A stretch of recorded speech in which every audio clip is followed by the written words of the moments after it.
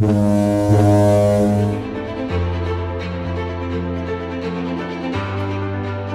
neue Einsatzschiff soll den Namen Neustadt tragen.